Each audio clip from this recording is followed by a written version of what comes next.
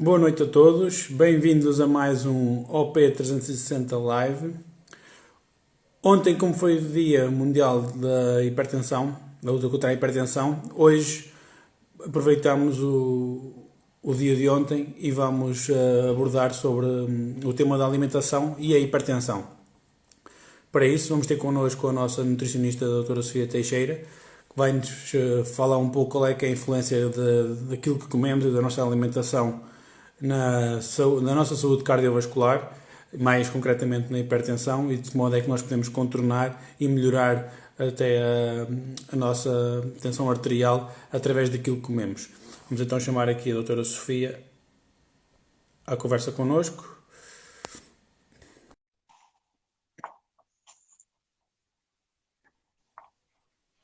Olá, Olá, boa noite, Sofia. conseguem me ver? Sim, sim, Sim? está tudo bem. Então, ahm, ontem, estava aqui a falar que ontem foi o Dia Mundial da Luta contra a Hipertensão, Sim. que é um problema que, segundo os últimos estudos mais recentes, afeta cerca de 42% da população portuguesa, ou seja, quase metade da população portuguesa tem hipertensão arterial, a maior parte deles já de caráter crónico e muitos deles a tomar medicação. Então, vamos começar por falar qual é que é a influência da nossa alimentação e que tipo de nutrientes ou de alimentos mais impacto têm na nossa saúde cardiovascular. Os alimentos que têm maior impacto são os alimentos mais calóricos, os alimentos com gordura saturada. E esses são os que faz com que a nossa hipertensão comece a subir. Para ajudar a que isso aconteça, só está a dar um bocado de eco, não? Não está, percebe-se bem. Percebe bem? Sim. Pronto, eu não sei o que é que está a passar. O que eu estava a dizer é que para melhorar um bocadinho a nossa hipertensão, nós devemos consumir alimentos mais pobres em gordura e alimentos mais ricos em fibra, para melhorar um bocadinho a nossa pressão arterial. Quando tu falas nas gorduras saturadas, muitas pessoas podem pensar que gorduras saturadas é só aquela comida fast food ou Não, fritas. Que tipo de não, alimentos que são mais, que têm um teor de gordura saturada mais elevado dentro da alimentação normal do dia a dia? as gorduras saturadas, normalmente os alimentos que contêm maior teor desse tipo de gorduras são as carnes vermelhas, a gema do ovo, por exemplo, é dos alimentos que contêm mais gordura saturada. Normalmente as refeições já pré-prontas ou as refeições congeladas, todos os enlatados, todos os enchidos, produtos de charcutaria. Normalmente esses alimentos é que contêm mais gordura saturada. Ou seja, pessoas que já tenham hipertensão arterial diagnosticada devem reduzir ao máximo o tipo de ingestão desse tipo de alimentos. É isso? Exatamente. Para além das gorduras saturadas, que outro tipo de alimentos é que podem ter mais impacto a nível da tensão arterial? Mais impacto como positivo ou negativo? Negativo primeiro, vamos falar do ponto negativo, depois Pronto. positivo. O negativo é mesmo em termos de alimentação, é mesmo só as gorduras só saturadas e uma alimentação pobre em fibra. O que se deve consumir é os alimentos mais frescos, os alimentos ao natural, como por exemplo o caso da fruta, o caso dos legumes. Devemos dar prioridade a esse tipo de alimentos. Devemos ter em atenção também ao queijo curado, que muita gente gosta, principalmente de colocá-lo junto à charcutaria, junto, por exemplo, ao chourição, junto ao paio. Esses alimentos devemos evitar ingerir, devido a toda a gordura saturada. Devemos privilegiar os alimentos ricos em fibra, que é o caso, por exemplo, da fruta com casca, o caso anteriormente que eu já falei dos legumes, das hortícolas. Devemos ter em atenção à atividade física, também a atividade física baixa significativamente a pressão arterial. Devemos reduzir o excesso de álcool. Por exemplo, as pessoas que estão habituadas a beber 1 a 2 copos à refeição, reduzir para 1 copo por refeição. Devemos evitar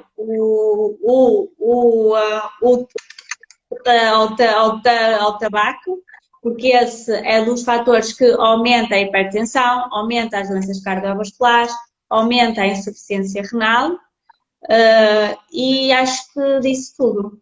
Tu falas de bebidas alcoólicas, a reduzir para 1 copo, estamos a falar somente de vinho tinto, certo? O melhor, sim, o melhor é sempre o vinho tinto, porque é o vinho que tem mais antioxidantes.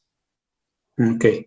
Então, o que eu falo, mas pode ser vinho branco, desde que seja maduro, isso é o que importa, é ser vinho maduro, porque é para conseguir ir buscar o máximo de antioxidantes. Seja branco ou tinto, não importa, desde que seja maduro, é o importante. Uma das indicações que muitas vezes os médicos dão às pessoas a nível alimentar é a redução do consumo de sal. Estudos recentes dizem que, que em Portugal continuamos a consumir demasiado sal para o que é suposto. Qual é que é a relação do sal com a hipertensão? Sim, em média, os portugueses, isto é uma estimativa e é uma média muito baixa. Em média, os portugueses consomem 10,7 gramas de sal, sendo que a Organização Mundial de Saúde refere que devemos consumir apenas 5 gramas de sal. Mas também 5 gramas é muito pouco. Porquê? Porque nós temos que ter em atenção aos alimentos, ou seja, temos que ter atenção ao rótulo dos alimentos. E quase todos os alimentos têm muito teor de sal. Não estamos a falar só do sal que nós colocamos na comida. Temos que ter em atenção ao sal que têm os produtos. Em média, um produto por 100 gramas nunca deve atingir 1,5 gramas de sal. E 1,5 gramas de sal já é muito. A nível do sal, tu estavas agora a falar dos rótulos. Uma das grandes problemáticas está mesmo aí. A maior parte das pessoas não sabem ler os rótulos e está no sal, e quando diz sal, também no açúcar. Sal, os rótulos normalmente dizem mais sódio do que sal, mas sim, nós temos que ter atenção em ler o rótulo, porque, por exemplo, estamos a falar a nível de sal, não é? Nunca pode ter mais que 5% em relação às doses recomendadas diárias. Ou seja, as pessoas convém ter atenção que o sal não é só aquele que utilizam para cozinhar, Exatamente. muito sal escondido nos restantes alimentos. Assim, daqueles alimentos que as pessoas não tenham, se calhar, noção da quantidade de sal que têm, te lembres quais é que são, assim, os mais prejudiciais, ou mais a evitar. Pronto, os mais prejudiciais, o mais a evitar é mesmo os alimentos de charcutaria. São esses que têm mais teor de sal, por exemplo, as pessoas quando fazem o bacalhau à Brás, imagina, ou o bacalhau com natas, o bacalhau em si tem muito sal e as pessoas ainda abusam na quantidade de sal. Mais ou menos, em média, um bacalhau à Brás, só para tu teres em ideia, por 100 gramas, mais ou menos, tem cerca de 10 gramas de sal por 100 gramas. Imagina, nós no bacalhau à Brás, numa porção de 100 gramas, já estamos a usufruir dos 10 gramas diários que deveríamos consumir no máximo que os portugueses estão a fazer essa ingestão. Só nesse bacalhau já estamos a fazer 10 gramas. Imagina, ao longo do nosso dia-a-dia, o que nós comemos mais em sal. Tínhamos aqui uma pergunta da Patrícia relacionada com os tipos de sal, que há vários tipos de sal, qual deles é que é mais saudável, ou que, por exemplo, que as pessoas podem substituir o sal mais comum por outro tipo de sal. Qual é que é o... neste caso é o sal menos refinado. É o sal, por exemplo, do Himalaias, o sal rosa, tem menos teor, um bocado de sódio. Não é muito, não é? Porque todos os sais têm sódio, mas esses dois, o Himalaias e o rosa, têm menos teor de sódio. E a flor de sal também é muito utilizada. Sim, esse também é utilizado e tem menos. Aquele sal branco que nós vemos nos supermercados, ou sal fino, normalmente esse que é o mais barato, normalmente tem mais teor de sódio. Se tu reparares, por 100 gramas, tem 100 gramas de sódio. Os outros têm muito menos, têm metade.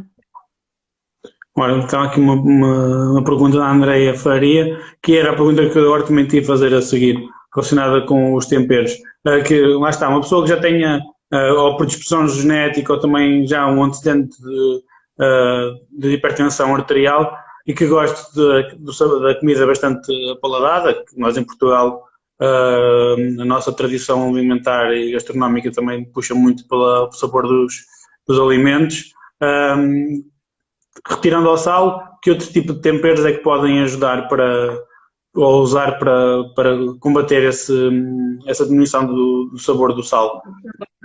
Temos várias ervas aromatizadas, por exemplo, o caso dos orégãos, o caso do tomilho, o caso do manjericão, o caso do alecrim. São vários tipos de ervas que ajudam a aumentar a concentração do sabor da própria comida. Há alguma que seja mais contraindicada para os casos de hipertensão? Não. Todas as ervas aromatizadas podem ser utilizadas tanto ou neste tipo de doença como nos outros tipos de doenças. Todas as ervas podem ser utilizadas. Por exemplo, se falarmos de um bife de peru que toda a gente acrescenta sal, é preferível nós utilizar um bocadinho, por exemplo, de orégãos e um bocadinho de gotas de óleo de limão. O bife de frango fica muito melhor e o sal não faz diferença nenhuma. A nível de efeitos na mudança da mudança da alimentação na hipertensão, já há estudos que indicam mais ou menos quanto tempo, a partir do momento em que a pessoa começa a ter uns hábitos alimentares mais cuidados, até ter efeito na tensão arterial, mais ou menos qual é que é o desfazamento de tempo entre começar e aparecerem os efeitos, porque as pessoas podem pensar que eu durante uma semana vou reduzir ao sal e a tensão arterial pode melhorar logo de momento. Não. Nós começamos a fazer uma reeducação alimentar ou uma alimentação saudável, variada e equilibrada e só passado 1 mês a 2 meses é que conseguimos ver resultados. Mas depende dos casos. Porquê? Imagina, a hipertensão arterial, temos a sistólica e a distólica e normalmente deve estar 12,8. Se for valores a partir de 140, 90, nós conseguimos em pouco tempo, ou seja, 1 mês a 2 meses, baixar. Mas se for tensões que tenham, por exemplo, imagina 160, 100, esse tipo de valores demora mais tempo a baixar, é óbvio. Ou seja, quanto mais grave for a situação, mais crónica, mais difícil é para fazer regredir. Exatamente, sim. As pessoas que estão habituadas a tomar medicação para a hipertensão, para baixar a tensão arterial, através de uma alimentação mais cuidada, em muitos dos casos, se calhar podem conseguir fazer um desmame passo a passo da medicação que estão a fazer. É como o colesterol. O colesterol também existe medicação e nós com a atividade física e alimentação conseguimos combater o desmame desse tipo de medicação e fazer uma vida perfeitamente ao normal. Nós conseguimos baixar a hipertensão com a alimentação e com a atividade física. Mas claro, não é logo de imediato, ainda demora a baixar um bocadinho os valores. A nível de hidratação, há algum valor recomendado para os casos de hipertensão? Devem aumentar a ingestão de líquidos, não devem, porque também ao aumentar a ingestão de líquidos também estão a aumentar o volume aumenta a quantidade de sangue que está em circulação. Há alguma referência relacionada com isso? Não, com a água deve-se beber o normal, 1,5 litro a 2 litros. Não há nem um aumento nem a diminuição de hidratação em casos de hipertensão. A hipertensão é um problema grave que agora, não sei se tu sabes, está a afetar um pouco as crianças. Agora cerca de 12,8 jovens e crianças começa a ter esta doença. Devido à obesidade, não é? Devido aos alimentos que comem, por exemplo, aos alimentos processados, àqueles muffins que existem, aquelas madalenas, por exemplo, aos paniques embalados, aos donuts, às bolachas, às batatas fritas, começam a ter esse tipo de alimentação e começam a ficar mais tempo em frente à televisão, mais tempo em frente ao computador. Antigamente eles brincavam mais na rua, mais no monte, agora eles brincam sempre com o computador e faz com que aconteça a obesidade. Eles começam a ingerir maior quantidade de gordura, levando à obesidade e levando à hipertensão. Por exemplo, as batatas fritas é daqueles alimentos que contêm mais teor de sódio. A nível do leite que dão às crianças, há algum tipo de leite que seja mais indicado? Nós temos também, mesmo para os adultos, há o leite gordo, meio gordo. Sim. Estamos a falar do leite Neste momento, se for a nível de crianças, o leite meio gordo para as crianças não há interferência nenhuma, porque o leite meio gordo tem mais cálcio do que o leite magro. Por isso, a nível de crianças, o leite não interfere. Interfere mais a nível de snacks mais fáceis de ser consumíveis. E sabemos também que há um consumo de açúcar muito elevado em Portugal e a nível mundial, e especialmente até pelas crianças. Também há alguma correlação do açúcar com o nível de hipertensão? Nós sabemos que o açúcar acaba por depois se transformar basicamente em gordura. Exatamente. Os alimentos com mais teor de açúcar, se tu reparares nos rótulos, são os alimentos com mais teor de sal, devido a haver essa hiperligação. Quanto mais gordura tem o alimento, se tu reparares nos rótulos, maior teor de sal apresenta. Por isso, há que essa hiperligação e faz com que aumente a obesidade nas crianças.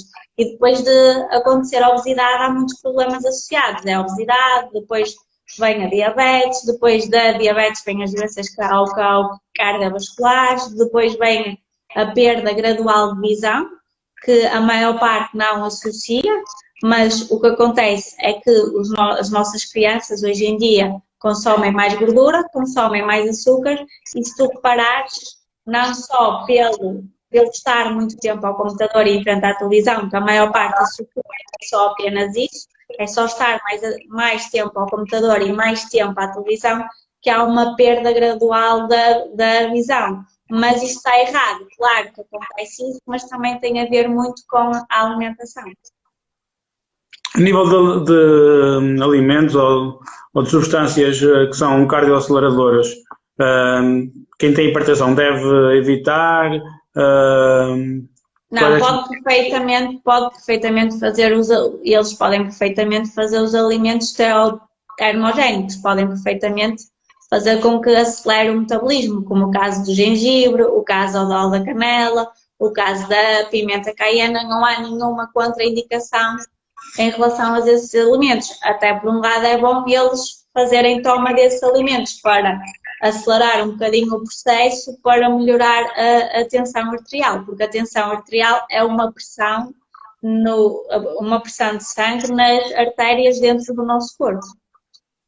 Então, de forma resumida, para quem tem hipertensão, qual é o tipo de dieta, quando estamos a falar de dieta, estamos a falar de alimentação, que é aconselhável para essa população? Primeiro para quem já tem e depois para quem está a prevenir e não quer desenvolver esse tipo de sintomatologia ou de patologia.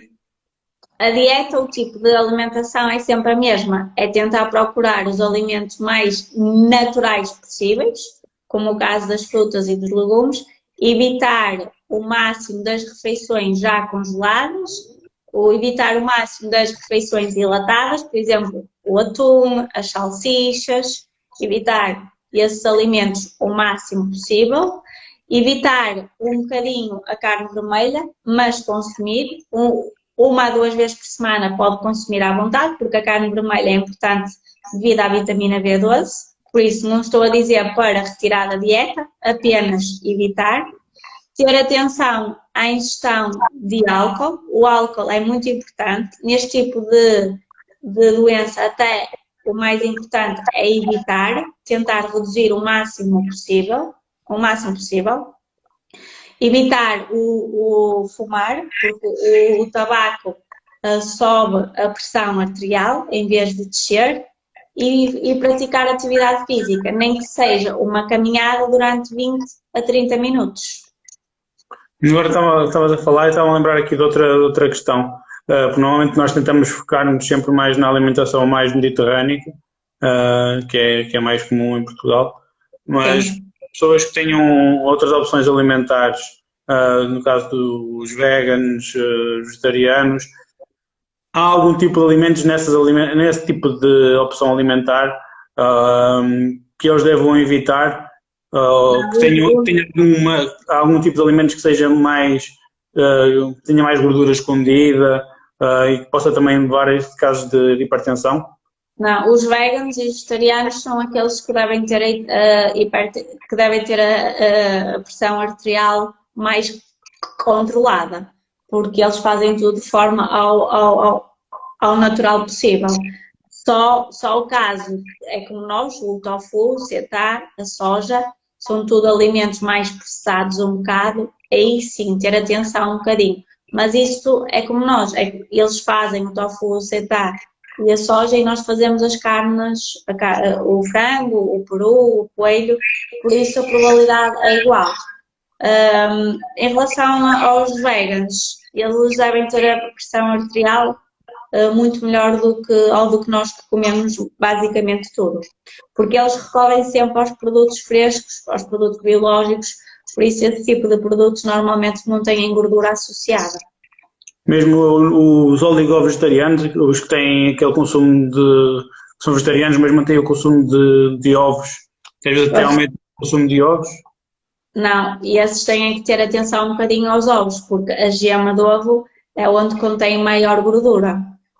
Neste caso, a gordura ao saturada que nos faz mal ao nosso organismo. De resto, nós também, isto depois do consumo de ovos, é um bocadinho. Há artigos que dizem que devemos consumir 1 a 2 ovos por dia, há outros que dizem que devemos consumir 4 ovos por dia, há outros que dizem para nós não nos preocupar que podemos consumir 6 ovos por dia. Isto tem a ver um bocadinho com cada um, porque imagina, se for uma pessoa saudável, não há problema em tu consumires 4 a 6 ovos por dia.